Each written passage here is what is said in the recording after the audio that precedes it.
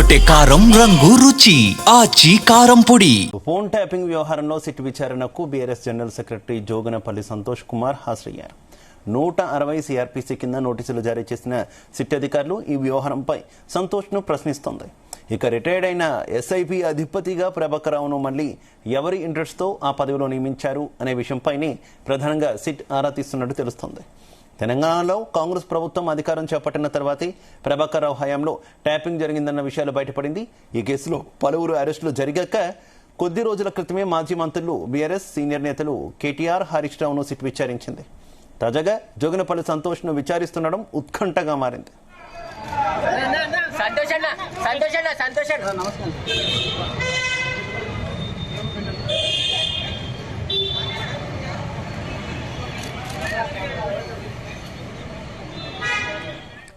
రెడ్డిక సంతోష్ రావు విచారణకు సంబంధించి మరింత సమాచారం మా క్రైమ్ బ్యూరో చీఫ్ రవితేజ అందిస్తారు.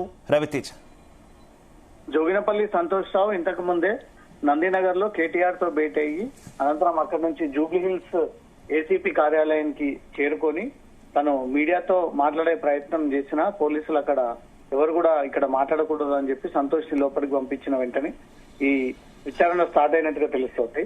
ప్రతి ఒక్కరిని 11 గంటలకు రమ్మని, సంతోష్ ని మాత్రం 3 గంటల ప్రాంతంలో రమ్మని మాత్రం 160 సిఆర్పిసి సాక్షి కింది జూబ్లీ హిల్స్ ఏసీపీ వెంకటగిరి ఈ నోటీసులు అందజేయడం జరిగింది. నోటీసులు అందుకున్నటువంటి వెంటనే తను చట్టాన్ని గౌరవిస్తానని, తన ఫోన్ ట్యాపింగ్ కేసులో తనపై ఉన్నటువంటి వ్యవహారాలన్నీ పోలీసులకు తెలియజేస్తానంటూ కూడా క్లియర్ గా ఒక ప్రకటన కూడా రిలీజ్ చేయడం జరిగింది.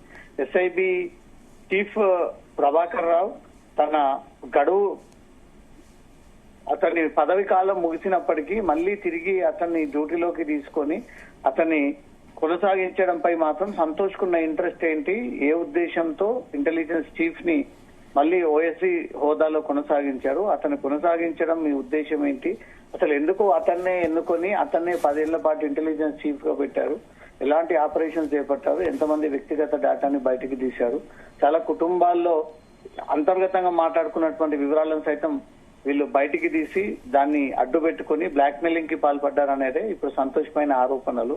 ఒక ఛానల్ ఎండీతో కలిసి ఒక కార్యాలయాన్ని ఏర్పాటు చేసి దాని కేంద్రంగా జోగినపల్లి సంతోషే నేరుగా దాన్ని మానిటర్ చేసి అక్కడ చాలా మంది అధికారులకు నెంబర్లు పంపి దాని ద్వారా ఈ ఫోన్ ట్యాపింగ్ కి పాల్పడ్డారనే దానిపై కూడా సంతోష్ పై కొన్ని ఆరోపణలు ఉన్నాయి. జిల్లాలో ఉన్నటువంటి ఇన్ఛార్జీలు, ఎమ్మెల్యేలు, అక్కడ నియోజకవర్గ ఇన్ఛార్జీలతో పాటు అక్కడ ఎవరైతే నాయకులు బలంగా ఉన్నారో వాళ్ళని ఏ రకంగా అడ్డుకోవాలి, అరికట్టాలి అనే ఒక ఆదేశాలతో వాళ్ళ నెంబర్లన్నీ కూడా తీసుకొని ఇంటెలిజెన్స్ డిపార్ట్మెంట్ కి పంపి ఇంటెలిజెన్స్ ద్వారా ఈ ఫోన్ ట్యాపింగ్ కి పాల్పడ్డాడు.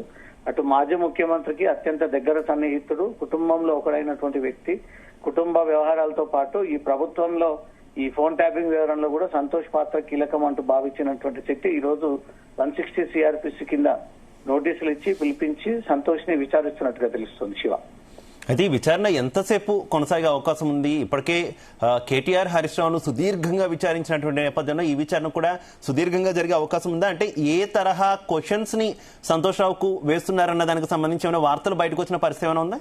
సంతోష్ రావుని ఈ రోజు సాయంత్రం 7 లేదా 8 గంటల వరకు కూడా విచారణ చేపట్టేటువంటి అవకాశం ఉంది. సంతోష్ రావు నోరు తెరిస్తే బీఆర్ఎస్ డొంక మొత్తం కదిలేటువంటి ఛాన్స్ కూడా ఉంది. 10 ఏళ్ల పాటు తను ఒక రాజ్యసభ మెంబర్ గా ఉండి తన నుంచి చాలా ఇన్ఫర్మేషన్ సేకరించాల్సి ఉందనేది మాత్రం పోలీసులు భావిస్తా ఉన్నారు. కల్వకుంట్ల కుటుంబంలో అత్యంత దగ్గరమైనటువంటి వ్యక్తి, మాజీ ముఖ్యమంత్రికి కుడిభుజంగా ఉన్నటువంటి వ్యక్తి కాబట్టి ఇతన్ని నోరు తెరిచి ఇంకెవరైనా బడా నాయకుల పేరు చెప్తే మాత్రం డెఫినెట్ గా వారికి సైతం నోటీసులు అందజేసి పిలిపించి ఈ కేసులో విచారించేటువంటి అవకాశం ఉంది.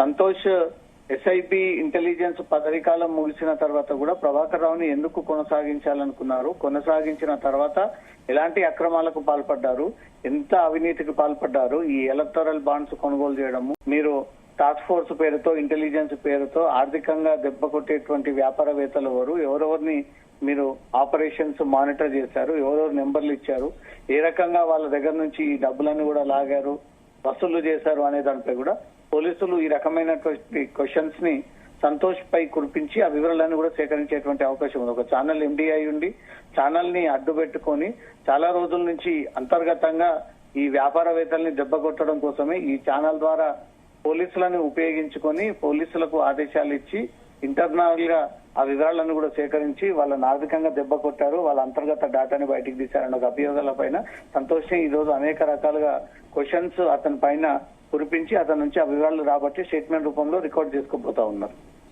Right, okay, thank you.